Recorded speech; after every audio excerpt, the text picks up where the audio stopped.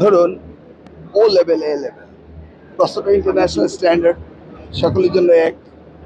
আমাদের 9টি বোর্ড রয়েছে, তাছাড়া টেকনিক্যাল বোর্ড, আরেকটি রয়েছে মাদ্রাসা বোর্ড। 9টি বোর্ডে যদি আলাদা আলাদা প্রশ্ন করে, তাহলে আমি কি বাংলাদেশের এই পরীক্ষার্থীদেরকে একই ব্যারোমিটারে তাদের যোগ্যতা মেপেছি? কারণ এক একজন এক এক প্রশ্ন। একটি দেশ বাংলাদেশ, একটি শিক্ষা ব্যবস্থা। এই শিক্ষা ব্যবস্থায় 9টি বোর্ড 9 ধরনের প্রশ্ন করবে, এটা শিক্ষার্থীদের জন্য কখনো যুক্তিসঙ্গত না। এই বিষয়টি আমি মাথায় রেখেই বাংলাদেশের সকল শিক্ষার্থী একই প্রশ্নের মধ্য দিয়ে তাদের মেধার মানদণ্ড নিরূপণ করা হবে। আবার আগামীতে আমরা মাদ্রাসার যে কমন সাবজেক্টগুলো রয়েছে, যেটা বোর্ডের সাবজেক্টের সাথে মিল রয়েছে, যেমন বাংলা, ইংরেজি, অঙ্ক, physics, chemistry, mathematics, accounting, all this subject common subject, সেগুলি কমন সাবজেক্টের প্রশ্নগুলিও একই প্রশ্ন হবে সারা বাংলাদেশে। আর মাদ্রাসা বোর্ডের অ্যারাবিক সাবজেক্টগুলো আলাদা প্রশ্ন হবে। এটাই হলো বাস্তবতা, এটাই হওয়া উচিত, এটা আমি বিশ্বাস করি। সৃজনশীল পদ্ধতিতে শিক্ষা ব্যবস্থাটা আমরা দেখেছি। আমি বেশ কয়েকটি স্কুলের অভিভাবক যারা পড়ান শিক্ষক, সৃজনশীল পদ্ধতিটা অনেক ক্ষেত্রে ওনারাই ভালোভাবে বুঝতে পারেন না, বিধায় ভালোভাবে পড়াতে পারেন না। শিক্ষকদের ট্রেনিং এর বিষয়ে কি আপনার পরিকল্পনা রয়েছে? আমরা সবচেয়ে বেশি গুরুত্ব দিই শিক্ষকদের ট্রেনিং। এটা হচ্ছে আমাদের ফার্স্ট ডিউটি, তাদেরকে ট্রেন করা। সেকেন্ডলি হচ্ছে আমরা মাল্টিমিডিয়া ক্লাসরুমে যাচ্ছি, ওয়ান টিচার ওয়ান ট্যাব দিচ্ছি। এতে করে শিক্ষকরা তাদের যে কীভাবে শেখাতে হবে, কীভাবে পড়াতে হবে, কীভাবে তারা এই নতুন নতুন জিনিসগুলি, ক্রিয়েটিভ জিনিসগুলি তারা পাবে, এগুলি তাদেরকে ডেইলি লেসন দেওয়া হবে ওই তাদের হাতে যে ট্যাব থাকবে সেখানে। অতএব এই ক্রিয়েটিভিটি, সৃজনশীল পদ্ধতি শিক্ষকরা আস্তে আস্তে আত্মস্থ করতে পারবেন। সেই জন্যই এই tablet, one teacher one tab, এইটা মাননীয় প্রধানমন্ত্রী শুরু করতে যাচ্ছে। ইনশাল্লাহ এই বাজেট থেকে পেয়ে যাবেন আপনারা জুলাই থেকে। মনোমন্ত্রী, এই যে ক্যাম্পাসে আপনি দাঁড়িয়ে আছেন, এই ক্যাম্পাসেরই অনেক শিক্ষার্থী, 14,384 জন শিক্ষার্থী ইতিমধ্যে প্রাথমিকে চূড়ান্তভাবে সুপারিশ প্রাপ্ত হয়েছে। আপনি ইতিমধ্যে এটার উত্তর দিয়েছেন, তারপরেও আপনি এই নিউজটা জানেন না? এটা বহু আগে এটা অ্যাড্রেস হয়ে গিয়েছে, এটা অনেক পুরনো news.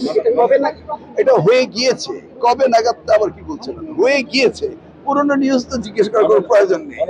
You should update about your news. আপনি তো শিক্ষামূলক এবং অনুরাগী, আপনি এবং প্রধানমন্ত্রী আগামীকাল শিশুদের প্রাইমারি স্কুলে যে খেলা হচ্ছে এটাকে অব্যাহত থাকবে, উদ্দেশ্যে আরো বড় ধরনের কি আছে? Very good question. আমি আসলে মাঝে মাঝে চিন্তা করি, সরকার যে উদ্যোগগুলি নিচ্ছে, মিডিয়া ঠিক সেগুলিকে ধরছে না। মিডিয়াগুলি চাচ্ছে শুধু ক্রিটিসিজম করতে আর ভাইরাল করতে। এই প্রথম আপনার কাছে প্রশ্ন পেলাম যে সারা বাংলাদেশে 65,500 প্রাথমিক শিক্ষা প্রতিষ্ঠান, ইউনিয়ন লেভেল থেকে, উপজেলা লেভেল থেকে, জেলা লেভেল, জেলা থেকে বিভাগীয় লেভেল থেকে ঢাকায় আসছে প্রতিযোগিতার মধ্য দিয়ে 22 লক্ষ খেলোয়াড় যোগদান করেছে।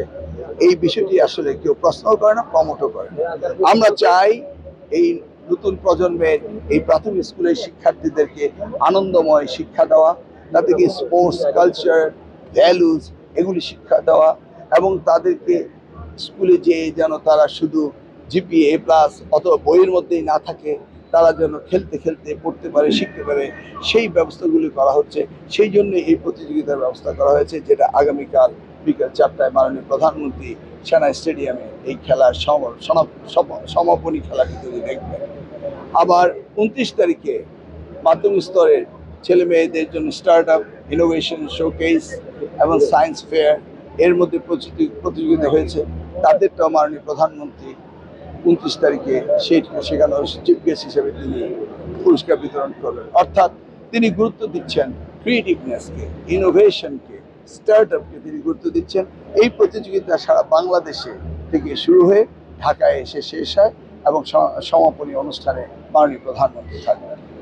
ধন্যবাদ। একবারে শেষ প্রশ্ন করতে ছোট্ট করে, যদি এটা রিলেটেড কিনা জানি না, আপনারা যেহেতু সরকারের নীতি নির্ধারকদের একজন, আপনাদের পেয়েছেন, আমরা বিশেষ করে সাভারের কথা যদি বলি, ফেসিস্ট সরকারের আমলে সাভারকে অস্থিতিশীল যারা করেছিল তারা মাঝে মধ্যেই উঁকি দিচ্ছে। আইন শৃঙ্খলা বাহিনীর পক্ষ থেকে ছাত্রলীগ মাঝে মধ্যেই মিছিল করতেছে ঢাকা-রিচা মহাসড়কের মতো জায়গায়।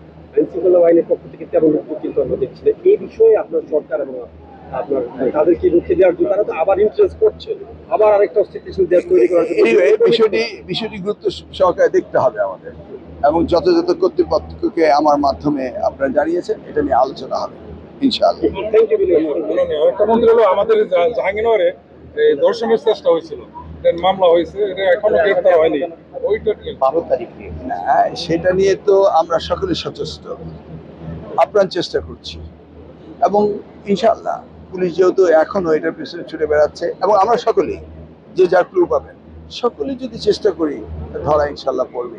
দুদিন আগে আর পরে। দিয়েছে এটা হতেই হবে, এটা বাদ যাবে না, কারণ অনেকগুলো রেকর্ড পাওয়া গিয়েছে, ভিডিও ক্লিপ পাওয়া গিয়েছে, অতএব এটা পাওয়া যাবে ইনশাআল্লাহ, জাস্ট সময়ের ব্যাপার।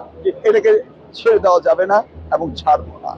এটা যদি হতেই থাকে তাহলে তো মেনে নেওয়া যায় না। সেই জন্য আমরা আমাদের জন্য নিরাপত্তা প্রাচীর করা এবং ভিতরে সিকিউরিটি গার্ড বাড়ানো, যেটা ভিসি মহোদয়ের দায়িত্ব রয়েছেন, ওনার সেদিকে দেখবেন, এটা আমি আশা করি এবং করতেই হবে, এর কোনো বিকল্প নেই।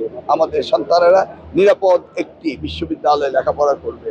আর আমি তো বলেছি, এটাকে আমি দেখতে চাই, যেহেতু রেসিডেন্সিয়াল ইউনিভার্সিটি, এটা একটি ভিন্নতর সাজে নতুনভাবে আসবে, এই প্রত্যয় আমার রইল। Thank you very much. Thank you.